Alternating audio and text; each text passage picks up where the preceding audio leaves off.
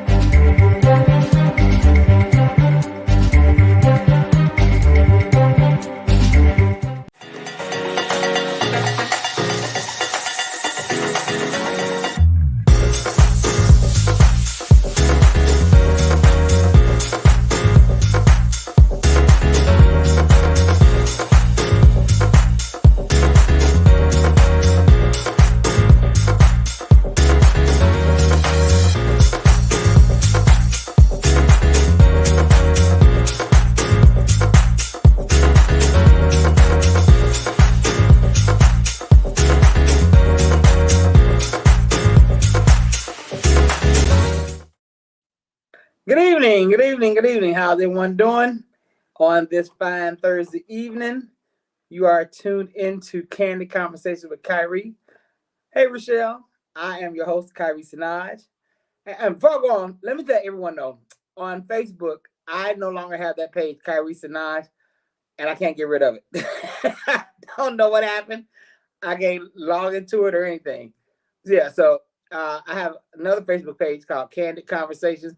I'm about to change the name to that. Keith Reynolds, welcome. Thank you. Never seen your name before. Tiffany, hey, Tiff. That's right, everyone. Subscribe. Like and share.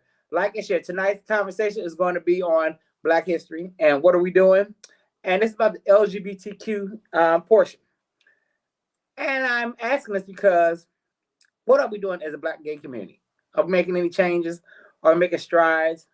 Or is it my way of thinking and we're going backwards? And I only ask that with things like the Zeus Network, and I just see different things I see on social media. I'm like, Marsha P. Johnson did not risk her life for this. This is not what James Baldwin would want. None of these people would want. But hey, that's Kwame, child. So anyway, and tonight now Kwame says I look better tonight on the screen. What do you all say? Before I say why I'm asking this question. But actually, now that I'm looking at myself, I do. It's clear. Here's the comment said I look better because I am working from an iPad on tonight and not the computer. So forgive me if I don't see your comments. I'm working on yes, the cash outs are help. Anyway. But thank you. I appreciate you all, your cash up. I appreciate your support, your love, everything. I appreciate it. Yes, I missed that comment. Go back, Kwame. What was it? And who did it? You all look good. Thank you, Tiff. That's my sister. Thank you. So tonight, as I stated, we're going to talk about LGBTQ, Black LGBTQ. I also did this because lately now, all you see is things are so out of hand. All of a sudden now, all this gay stuff, all this gay shit. And gay people have been around forever. And you'll see tonight. This is nothing new. Everything that's happening is nothing new. It's like it says in the Bible. I know somebody look like he quoted the Bible. But yeah, there is nothing new under the sun. Absolutely nothing new. This is, we're going to see. So I'm going to start off tonight by talking about... we're going to drag balls. I'm going to do 3 on 1. I'm going to talk about drag balls and the House of LaBeija. So let's see. Kwame. Start off with Crystal. You want to start with Crystal? Yeah, it's Crystal LaBeija from the House of LaBeija. So actually, drag balls began in 1869 in Harlem, New York. They started at the Harlem Hamilton Lodge, and they were secretly held and became a safe space for gay men to come and fellowship and to be themselves. They were secretly held because they were illegal and immoral they were deemed immoral by the mainstream community. And in 1916, a moral reform organization known as the Committee of 14, they would sometimes investigate the balls and come in just to see what was really going on. Know the people. But I don't know who formed this committee, but they formed, and they would come in and investigate to see what was going on. So they wrote up a report, and it stated, scandalous behavior, a scene filled with phenomenal male perverts in expensive frocks and wigs, looking like women. I told y'all, nothing new under the sun. Nothing. Now, they released 130 of the reports and deemed all this perversion, demanded all the perversion come to an end. So they wanted them to stop the balls, wanted the men to stop dressing in drag, even though, like I said, it was a safe space. But if you went out and about, you could be arrested. Imagine that. So heterosexual people came, they felt comfortable attending this as spectators, while the gay people came and felt comfortable in being themselves, so they can come and be with their lovers and be with their friends, laugh at kiki and maybe kiss or smooch on your man. Now, the community was founded by trans women, of course, Black trans women, and they were known as femme queens back then. So then eventually balls evolved throughout the years, forming houses and gay mothers. This is where Crystal LaBeija comes in. So the balls, they had balls every year. It was something to look forward to. Like I said, the heterosexuals came in looking forward to it. Because like even now, you have some straights who love to just sit and watch. They're just enamored by gay people. I don't know what's the fascination. We're all human beings. We all are one. That's how I see it. I don't see nothing different about us, but straight people do. So the houses, like I said, they form gay mothers. So the house is a function. Now, Kwame, I put a picture to show you how the function is. You have that? Not the function. I'm sorry, but the how the houses are made. The structure, yes. Thank you, Kwame. So instead of like a real family, we have a gay mother or a father, and the children. And the children were the ones who were kicked out of their homes for whatever reason, for being gay, because the parents were overly religious. As I stated, once again, nothing new under the sun. I've seen this firsthand when I lived in Chicago. I worked for the transit system, and one of my stops was transit. I worked every Thursday night was Belmont. Belmont is right in the heart of Boys Town. Shut up, Kwame. So that's where I and I worked the third shift. I worked from 9 p.m. to 5 a.m. And in the wintertime, it cold. As y'all know, Chicago is extremely cold. So you had young kids walking up that street. So like they would stop and talk to me or whatever. I don't know. I just have a magnetic personality. People just stop and talk to me no matter where I am. So the kids come to the booth and we were talking. And I said, "Why are you out here so late?" It'd be like 1 o'clock in the morning. Why are you out here so late? And quite a few told me they were kicked out of their homes and because their mothers were religious, and Jesus would didn't like it. I said, well, I can understand that. My mother never kicked me out. But my mother, but when I'll tell the story one day. But when everything came out about me, my mother had a fit, did a whole Viola Davis Fences award-winning performance. So I get it. And these children are taken in by house mothers and house fathers. Now, the first house was founded, the House of LaBeija. This is the very first house. It was founded by Crystal LaBeija in 1968. It was originally named, her original name is Crystal LaBeija, but she changed it to LaBeija because LaBeija means beautiful in Spanish, to go along with, I'm sorry, not to go along, but to pay homage to her Latin roots. So she changed to LaBeija. She was one of the few who won the Queen of the Ball at a drag ball organized by whites in the 1960s. So she would go to where whites had started. Of course, you know how we start things. They pick up things and whatever. So they had balls too, the white balls. And Crystal would enter them. Sometimes she'd be discouraged from entering them. Well, they would try to discourage her because it was, she was so beautiful. And they would say, you shouldn't do this. You shouldn't do this. You're not going to win anyway, blah, blah, blah. So in 1967, she became fed up with the racism and the discrimination from the white boss. So she started working with another drag queen by the name of Lottie, who tacked on her name LaBeija. So then they created and hosted balls strictly for black drag queens. And the very first one premiered in 1972. And the title of it was Crystal and Lottie's LaBeija presents the first annual House of LaBeija Ball. So it was held at the up the downstairs case on West 115th Street in Harlem, New York, of course. And Crystal and Lottie coined the term house to market the event, as it turned out to be a huge success. As you know, the ball scene has evolved now into, you got shows like Legendary, and we have Pose as well. We'll get into that. So LaBeija had a huge influence of today's TV shows like Pose, Legendary, and the character Electra is inspired largely by Crystal LaBeija. And because Electra is, but Crystal LaBeija was known for her reads. And that's where watching old footage, Dominique Jackson would get, that's how she formed her character. So Crystal LaBeija, and then she died sometime in the 1990s. She was born in the 30s. There's no specific year, but she died sometime in the 90s. So there was a Crystal LaBeija organization, organizing fellowship offered to any black and brown, trans, gender nonconforming, or non-binary individuals who are a part of the ball community. The fellowship empowers them to address the issues impacting the lives of trans men and women, gender nonconforming and non-binary people in the house ball community via community buildings, economic empowerment, advocacy, and activism through the wellness and social justice lenses. So Crystal she was also known for helping out kids. That's why she formed the houses, to help kids, get kids off the streets, because they were going to we'll get into that in the next person. But they were hanging out at the pier, and to get them out of there, because that could be dangerous, just hanging out in the streets.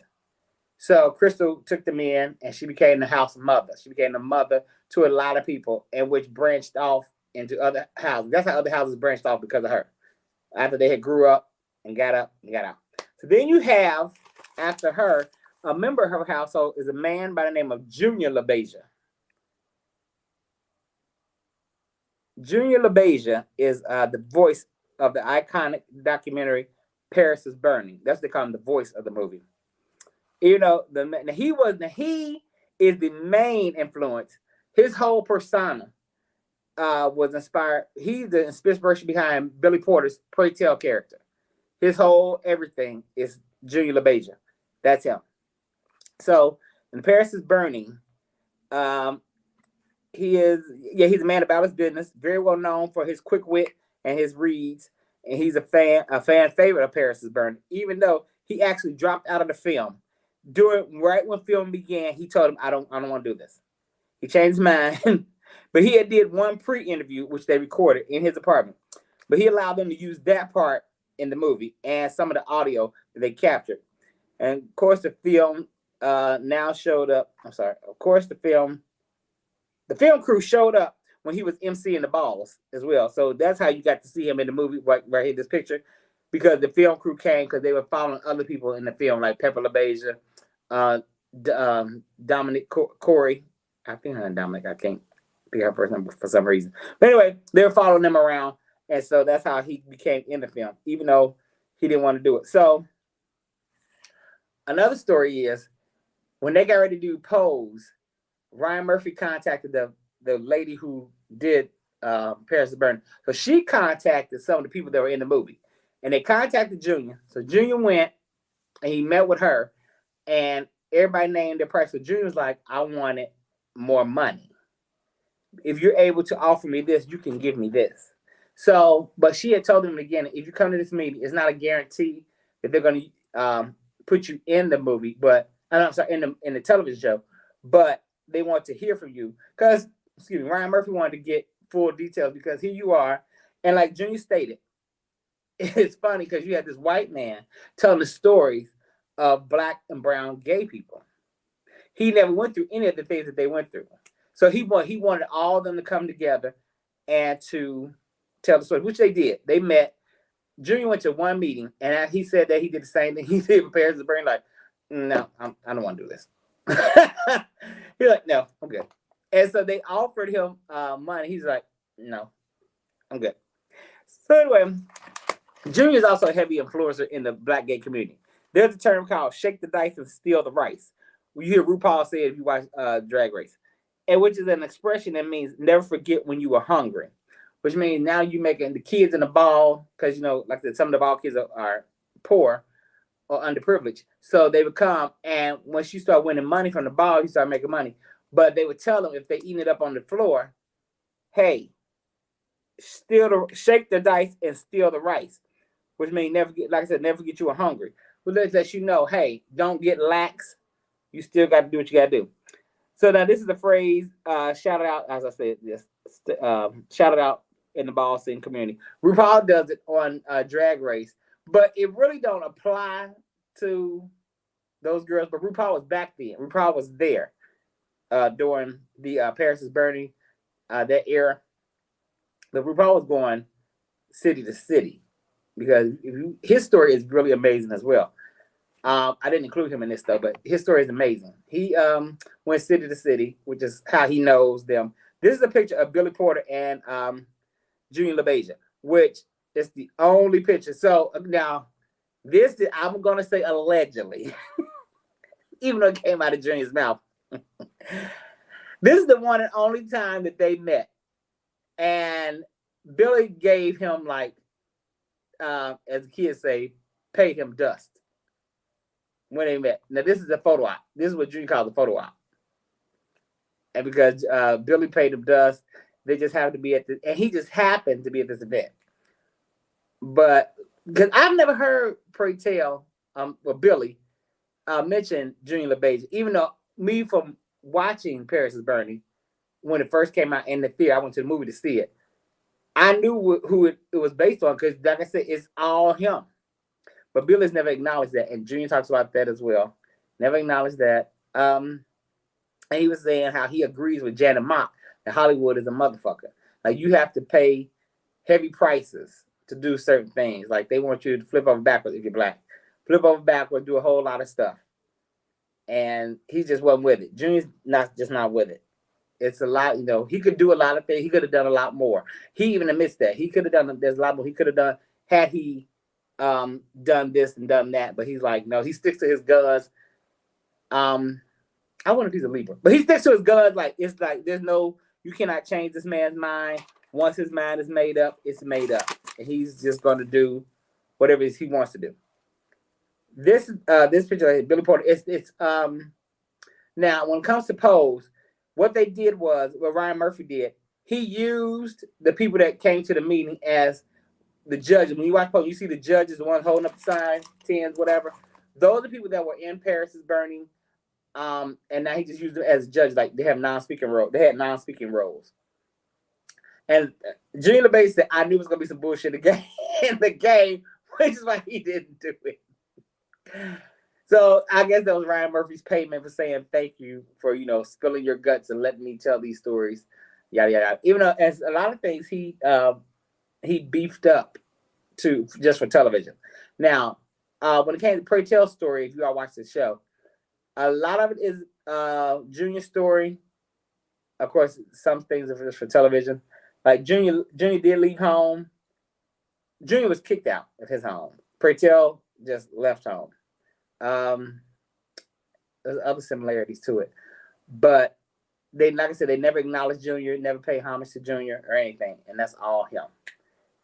And like I stated, house balls have been around forever. The house scene, the music scene, not the music, house music. The house culture have been around forever. Now, also, he talked about Legendary and how they turned it into so much commercialism, which I said the same thing when I first saw the show. Everybody was going in. I'm like, it's okay. But I'm like, some things are just, But then again, I also didn't like it because I just do not like La Roach. Me personally. I know he was a fan favorite. I'm like, I'm a different type of gay. I don't like a lot of cattiness. I don't like unnecessary cattiness. Now, yeah, if it's to deserve, absolutely give it. But just to be cutty and nasty, I can't rock with that. And the show Legendary, I think it took away from what the ball culture really is. I mean, they came there and they did some things, did routines, but it still wasn't. They commercialized it, as he said. I'm going to agree with Junior 100%. They commercialized it. That's my thoughts. So now, right now, what I want to do is I'm going to take a commercial break. Because when I come back, we're going to really get into. I got one person, but he takes up a whole lot. So, Carmen, let's go to commercial, pay these bills, and come right back.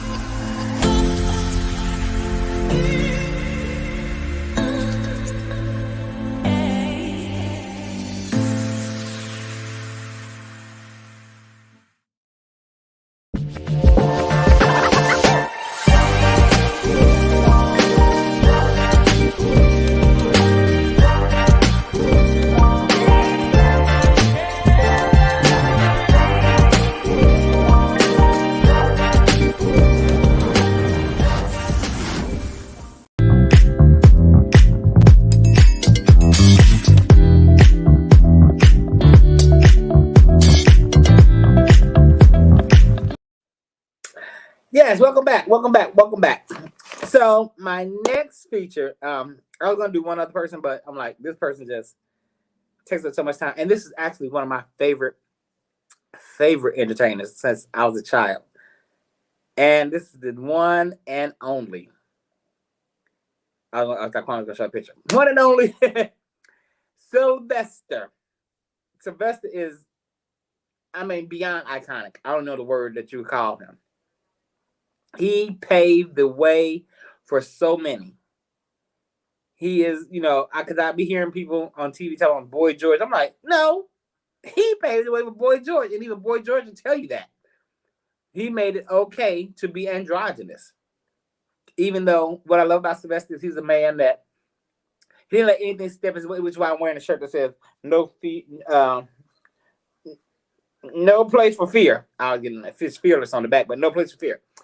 Because he didn't let anything or anyone hold him back. Now, as we all know how the record industry is, it's okay to do homosexual acts, but it's not okay to be a homosexual. So they would try to, pump the brakes on him. Sylvester's like, I am who I am. You got me this way. This is what I'm gonna be. Even though they pulled a couple of stunts with his album covers, trying to make him appeal because they didn't think back in the 70s no one would buy a man in a dress. They would buy records like that, a man in a dress. You know how back even then, it would be the same way for overweight people. No one's gonna buy it if you're overweight. So Sylvester and the Tons, right? I'm gonna get into how they came to be with him. But yeah, Sylvester and the Tons. So anyway, Sylvester James Jr., aka Sylvester, was a great singer and songwriter. He was dubbed the Queen of Disco during the disco era. Now, he grew up in the church, always was flamboyant, and always loved singing in the choir, which helped him develop his love for music and it honed his craft. Also, the church disapproved of his feminine ways, and they let him and his mama know it. But he attended the Palm Lane Church of God in Christ in South Los Angeles. So he was always considered pretty and not rough like the other boys in the neighborhood. So he preferred to hang around girls and be around women because the kids, this got on his nerves. When he was 8, well, before that, no, I'm sorry. Yeah, when he was 8, he was molested by a man in the church, which is alleged to be the church organist. So now when you ask Sylvester about it, he says he was never molested. He said everything was consensual, but you were 8. So, and because the man hurt him, he ended up in the hospital because the man went and did perform anal sex on an 8-year-old. So Sylvester ended up in the hospital. Well, I'm saying no, he wasn't 8. He was a little bit older, but it started when he was 8. So anyway, Sylvester ended up in the hospital, and the doctor came and told his mother that her son was gay, and his mother went into denial and was like, "My son's not gay. Gay is a sin. That is perversion. Absolutely, he is not gay." So now, even though she was the one who used to defend him when his brothers and the boys around the neighborhood used to tease him and say he gonna be a girl, you know, because of the fact that he loved when he stayed in the house, he would love to dress up in his mama's and his grandmama's clothes. So his mother used to say he's not a girl, he's just a different kind of boy. Denial, deep denial. So, but back to when he was a child and got hurt by the not alleged by the aggressor, the man that made him a victim. You know, Sylvester never saw himself as a victim. The people of the church, once word had got out, the people of the church blamed Sylvester, not the man. Which is why Sylvester made the statement in his book. The church that turned me out. Meaning the man turned him out in this, but then the church turned him out and showed him the door. So when he was 13, he left the church because the people talked about him. And I don't understand that, but I don't know. People do that. They do that when R. Kelly thing first came about, when I was I was living in Chicagoland. We had discussion at my job, and some of the adults, women, blame the girls. They never said nothing about, well, they know how he is. They go down and sit. Now, granted, some of them girls, look at what they did tell you in the thing. Some of those girls did, I'm saying alleged, for Kwame's sake, allegedly, used to go down to hoops, because he used to play basketball all the time. So some of the girls allegedly went down there to wait for him to finish playing ball, so they would go home with him or whatever. Or he allegedly picked up something from school. Allegedly. Did this. So they would blame the girls. But my thing is this. I don't care what the girls did. I don't care what Sylvester did. The adult is supposed to be an adult and not give in and not do anything with a child.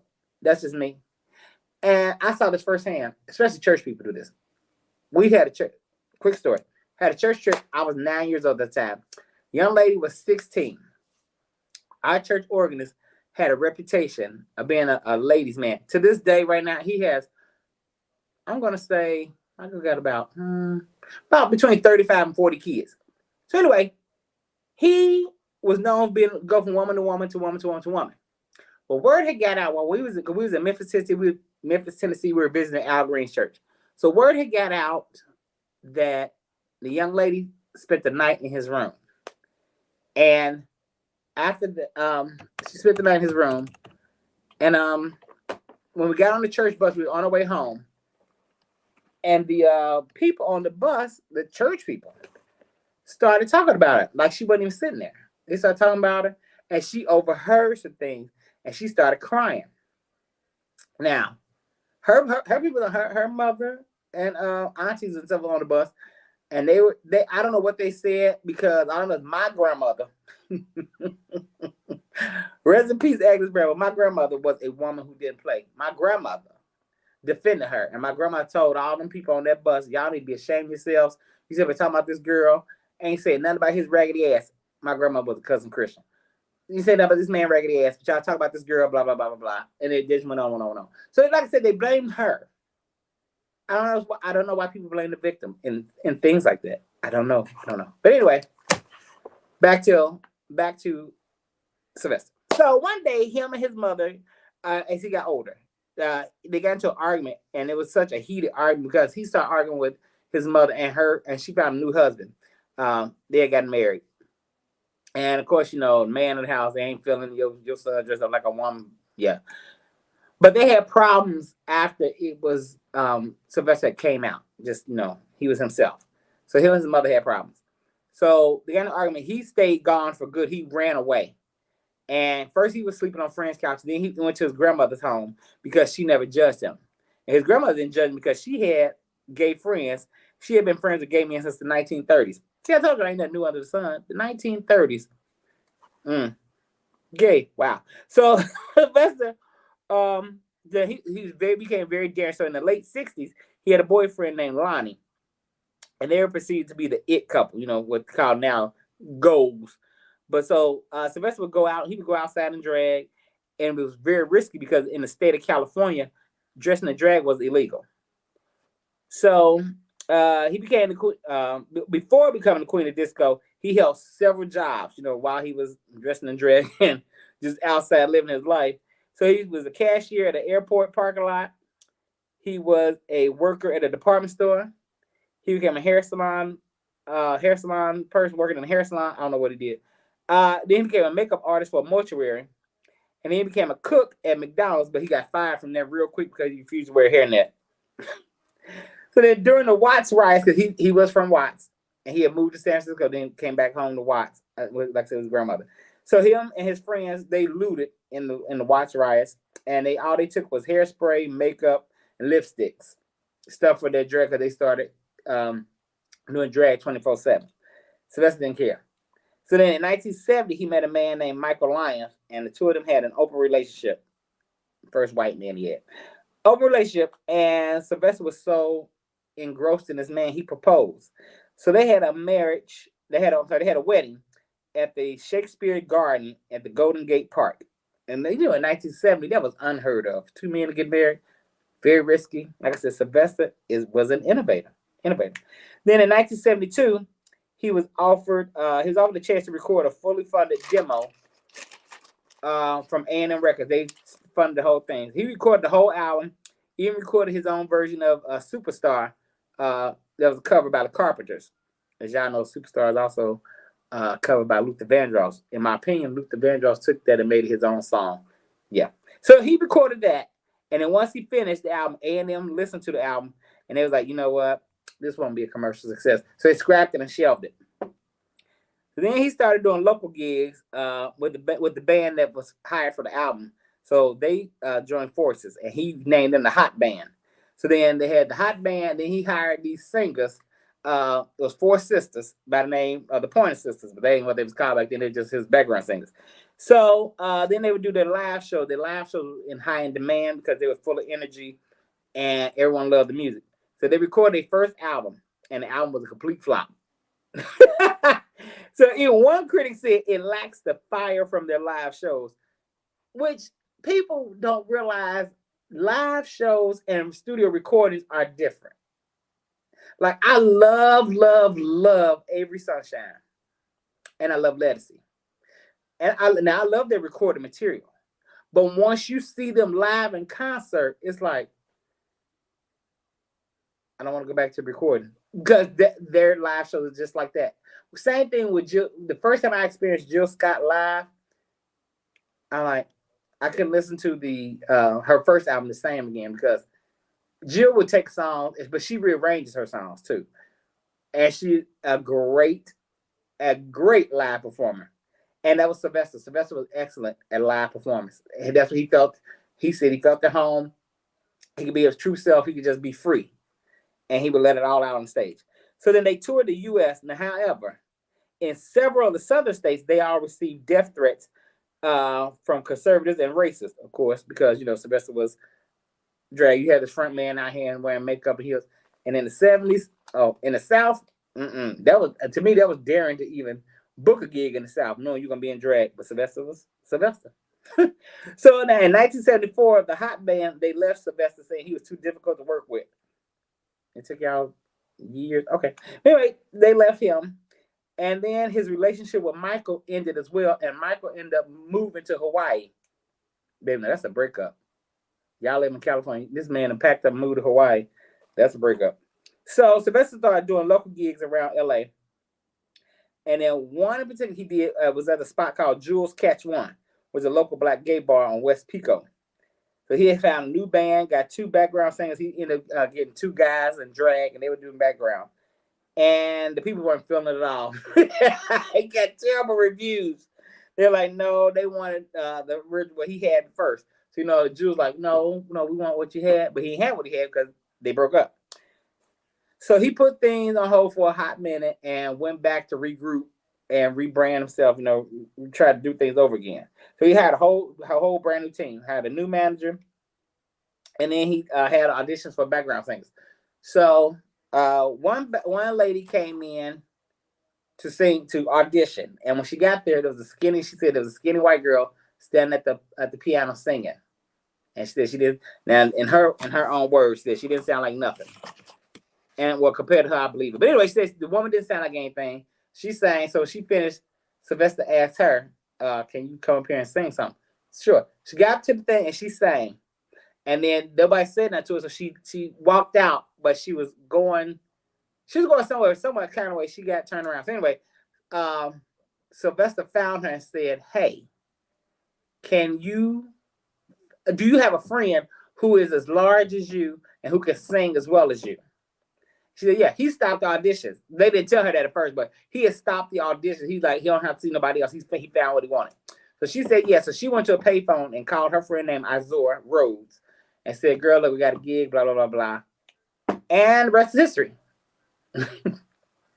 That's how it became Sylvester. But he called them the girls. It was Sylvester and the girls. Martha and Izora themselves came up with 2 tons of fun. So then they took, that's it. Blah, blah, blah, blah. Said that. He says, put on, said that.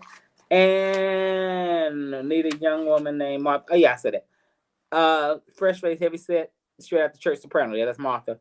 Once he heard her sing the audition ceased, yeah, he asked if she had a friend. Yeah.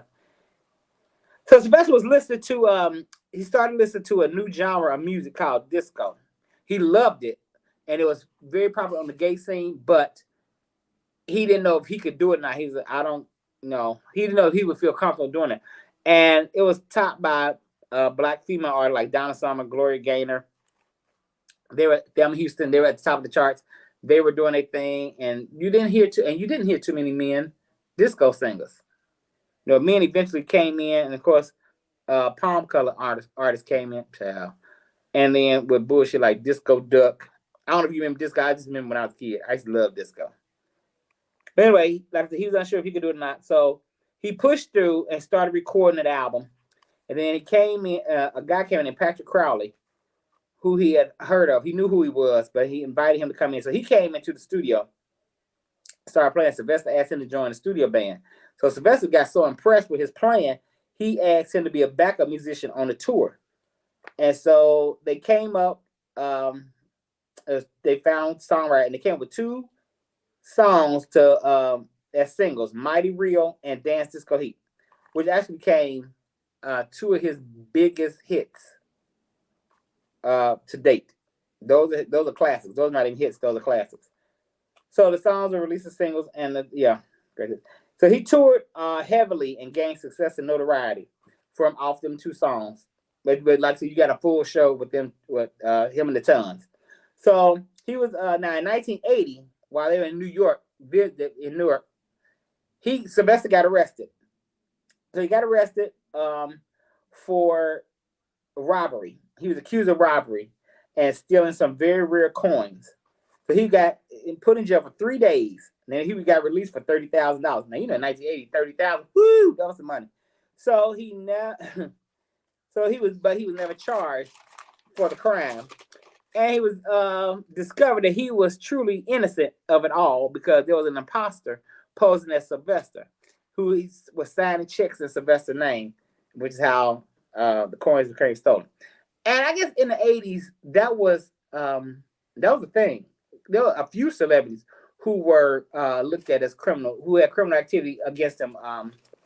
One being Shirley Murdoch. There was an imposter who was going around booking gigs and getting the money. You know, they were booking the gigs over the phone though and getting the money.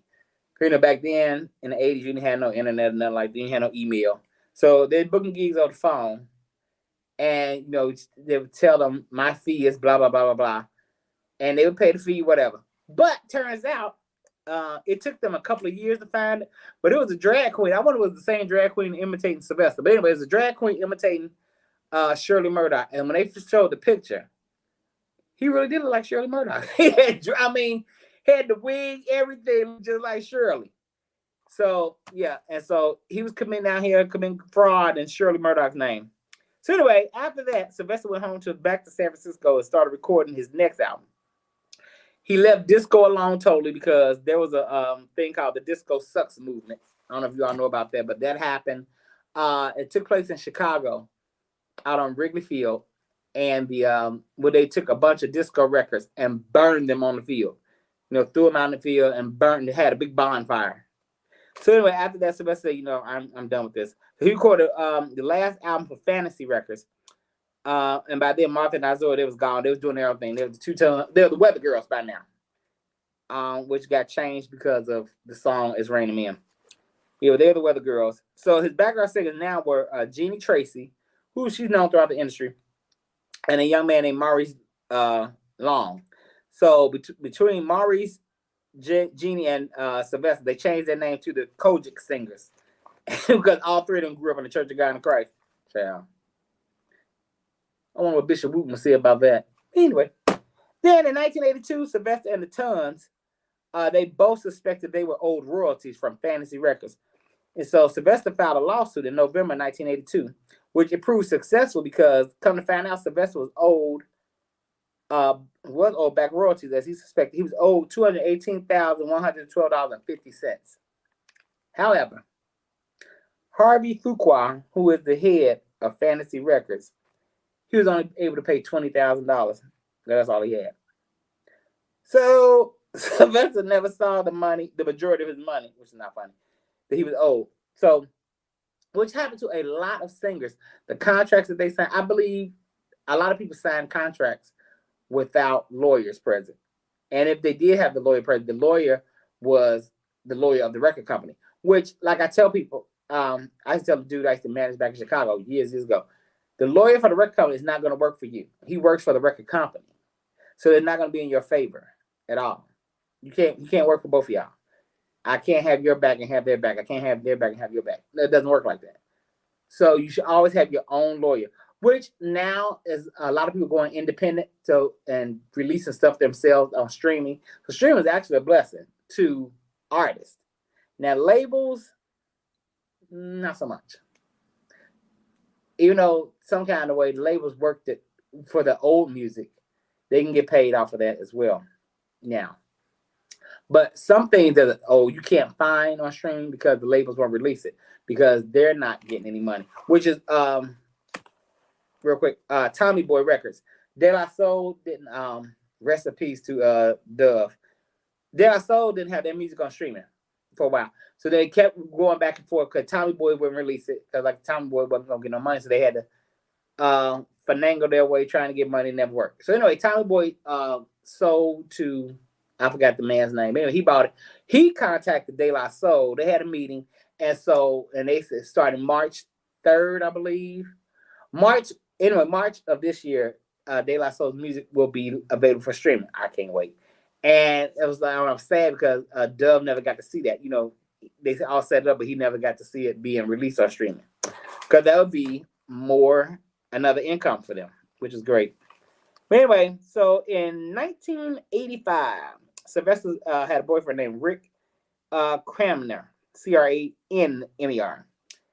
And Cramner, well, first, let's see this clip. Kwame, can you show the clip? This was, yeah. Good. Now, let me ask. Oh, God, I'm sorry. No. What? Rick's parents are watching. Yeah? Surprise! You're telling me they didn't know Rick was living with you? How long are you together with Rick? 2.5 years. Well, what's his last name? What's Rick's last name? Cranmer. Rick? Cranmer. Rick Kramer. Cranmer. C-R-A-N. Cranmer. Rick Cranmer's parents. Now, you should have looked in your closet 10 years ago. You wouldn't be. He's gorgeous. So are you. Well, thank you. So are you. That's Rick Cramer in the picture. I thought that was funny. Now, I know in today's times, Joan Rivers, I was going to say Joan Crawford, Lord. Joan Rivers probably would have been canceled or whatever because, today these people don't play. Cancel culture does not play.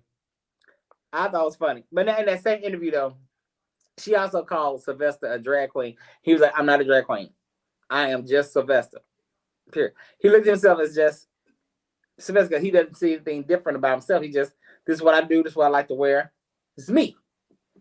And I totally understand that. I totally understand it because that's how I always looked at myself. Like, I'm just me. I don't like labels. That's just me. And which I always say, I'm just Kire. That's who I am. Period. The end. But anyway, so in 1985, Rick found out he was infected with HIV, and at the time there was no cure and no medicine. So his health declined quickly, and he died on September 7, 1987.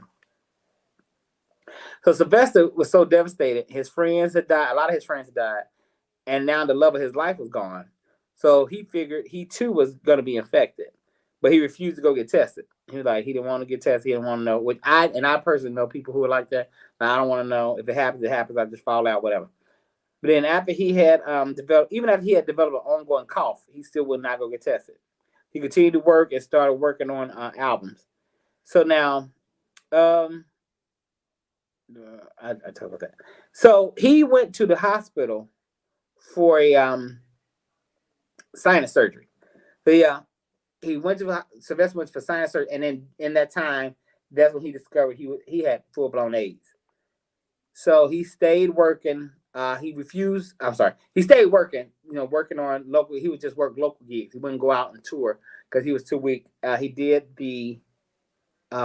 He was working on an album, and that was in 1987. He found out he was working on an album, and the album never did get completed because he became really, really sick, and he just stayed in his apartment. And he now, can you show the picture of him and Patty? That was in there. Yeah, I did. So this is when he was sick. He was at home. He was like, this is like during his last days. So Patty LaBelle came. He had requested for her to come. He called her. He was like, I need to see your face. Like, I don't want to talk to you. I'm finally see you. And so she came. And this is it.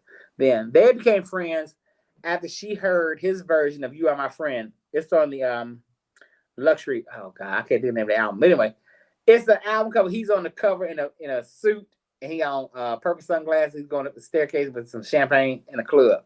It's on that. It's a live version. Him and the Tons sing it. It's like a 9-minute version. But anyway, they became, after she heard that, she found out, like, contacted him and everything. And they became really good friends.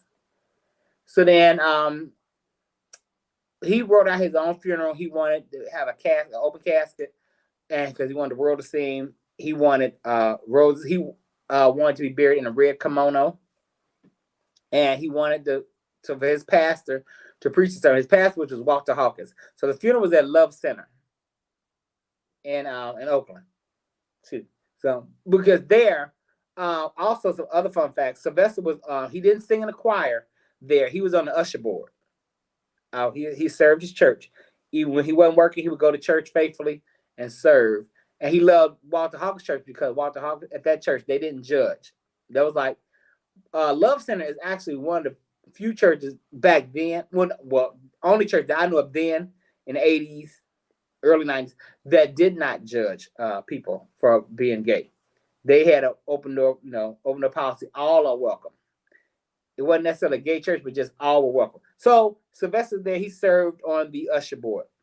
Another fun fact is the album he was working on and the album that was released before that, his studio singers, if you look on the album, the liner notes, his background singers were the Hawkins family. He had Tremaine, Walter, Edwin, Carolyn, Lynette, and also Daryl Coley. Those are his background singers. And sometimes when he would go out and perform at the local gigs, local gay clubs, Tremaine would be one of his singers, and along with Carolyn. And I'm sorry, and Yvette Flunder. Yvette Flunder was also one of his singers, and a really, really good friend of his. So, and she is one who he had her orchestrate the funeral to make sure everything went accordingly to plan. As you all know, Yvette Flunder is she is the lead singer of the song "Thank You" by Walter Hawkins. She's also a bishop. She's a pastor of her own right now. She's also an advocate and LGBTQ person, lesbian. and she is. I like to hear her speak. I like to hear Yvette speak. But yeah. So she was Sylvester's good friend, along with a few other celebrities that came to visit him while he was dying. He didn't want to be seen in his last days. He was sick, but he didn't want too many people seen. So for that Thanksgiving of 1988, his family came and they came to his house and they cooked everything. He was bedridden by then. He couldn't get out of bed. So they came. That was his last Thanksgiving. Like, this was 88. This picture of him and Patty. This was, let me see, Thanksgiving with his family. I think this picture was taken like in October or September. So it's October 88. And after that, Sylvester passed away on December 16th, 1988. And that's when he lost the battle. And that's when they did, because they had the funeral and everything, as he wished. Everything went according to plan. And Sylvester is an innovator, which is why I picked him to do this, to talk about, because he was an innovator. He was an influencer, not the type of influencer as the straights always try to say Lil Nas X is, but he was just an influencer on people to be yourself, to don't take no for an answer. And as I stated, the album covers they mess with him on. So his first album cover, they had him in a man's suit and sunglasses. He still had a beat face, but it was in black and white. So he played it. He wore a mink, I forgot the shawl or whatever over it. So he played it cool, but he went along with it. But after that, it was like the second time he said, "I can't do this. I got to be me." So they stopped messing with him, and he was eventually started being himself, who he was, and that's what he fought. Now that's class to have the Hawkins. Yeah, absolutely. He had the Hawkins family, absolutely. That's if you read the line. I was a liner notes kid. If you read the line notes, you will see all the names there: the Hawkins family and Gerald Coley were his background vocalists. Ain't that amazing? Wow. Oh, I wanted the church kids know that. Well, now you do. But anyway, thank you everyone for tuning in. I love y'all. Thank you for rocking with me. Next week we're going to talk about what are we doing next week? It's Black History Month still. We'll talk. We'll talk Black History. We'll talk. Oh, groups. Yeah, I'm doing groups. Not musical groups, but groups that help the community, like the Black Panthers, the Black Liberation Army, and I've just learned that there is a new account, NFS, no fucking something, but it's a new Black Liberation group. We'll get into all that next week because they are making history. So don't forget to share, like, and subscribe. Hit the subscribe button. Subscribe. Let's have conversations. Join me on TikTok where I talk about any and everything. Thank you for rocking with me. I love you all. Good night. Have a great weekend. Peace.